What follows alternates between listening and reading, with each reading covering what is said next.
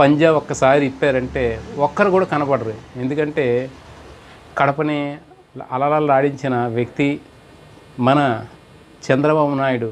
40 ఏళ్ళు ఇండస్ట్రీ అని చెప్పాం. అలాంటి వ్యక్తిని ఎక్కడ తీసుకెళ్లాలో తీసుకెళ్లారు. అంటే అది చట్టపూర్వకంగా తీసుకెళ్లారు. ఆయన స్వార్థపూరితంగా కాదు. కానీ జనాలు అతని మీద బురద జల్లాలంటున్నారు. టీడీపీ కానీ, జనసేన కానీ, కాంగ్రెస్ కానీ, బీజేపీ వీళ్ళందరికీ తెలుసు జగన్మోహన్ రెడ్డి గారి పరిపాలన చాలా బాగుందని. ఈ మధ్యకాలంలో కాంగ్రెస్ శర్మిల గారు నిన్న కాక మొన్న వైఎస్ఆర్సీపీలోకి కాకుండా కాంగ్రెస్లోకి వెళ్ళారు. వెళ్ళండి, మంచిదేనండి. ప్రతి ఒక్కరు కూడా రాజకీయంలో రావచ్చు, అందరూ వాళ్ళ ఊరికి చాటుకోవచ్చు. కానీ విమర్శన చేయకూడదు. ఎందుకంటే అతను సంగతి ఏదో మీకే బాగా తెలుసు. అక్క చెల్లెలుగా మీ అన్నదమ్ముడి సంగతి మీకే బాగా తెలుసు. జగన్మోహన్ రెడ్డి అని చెప్పడం మాకైతే నచ్చలేదండి. అది కరెక్ట్ కాదు. మీరు ఏదైనా రాజకీయం చేసుకోవాలనుకుని చేసుకోండి. కానీ ఆయన మీద దుష్ప్రచారం మీరు కూడా చేయడం అది కరెక్ట్ కాదు.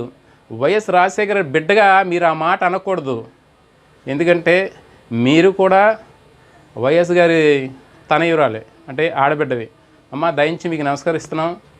సీఎం జగన్మోహన్ రెడ్డి గారు ఏటంది మీకు తెలుసు, ప్రజానికానికి తెలుసు, తను నమ్ముకున్న నాయకులకు తెలుసు, కార్యకర్తలకు కూడా తెలుసు.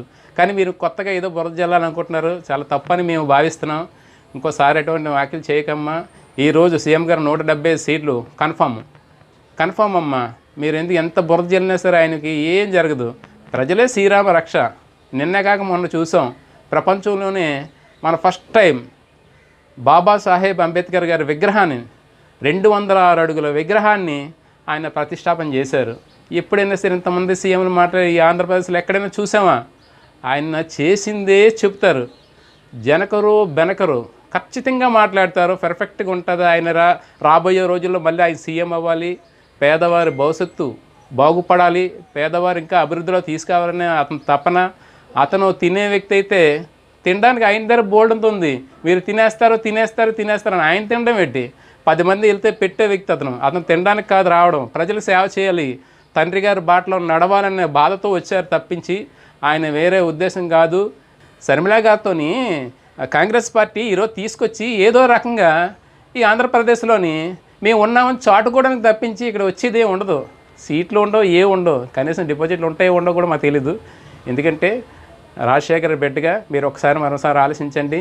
మీ అన్నదమ్ముడు ఎటువంటి వ్యక్తి అనేది మీకు తెలుసు. మేము చెప్పవసరం లేదు. మీరు కళ్ళ ముందు దగ్గర చూశారు. మాకన్నా మీకే బాగా తెలుసు. అమ్మ దయించి మరోసారి మీకు రిక్వెస్ట్ చేస్తున్నాం. మీ తమ్ముడంటువంటి సీఎం గారిని మీరు అటువంటి తప్పుడు ప్రచారం చేయొద్దని మనస్ఫూర్తిగా కోరుకుంటూ సెలవు తీసుకుంటూ జై జగన్. Please subscribe .news.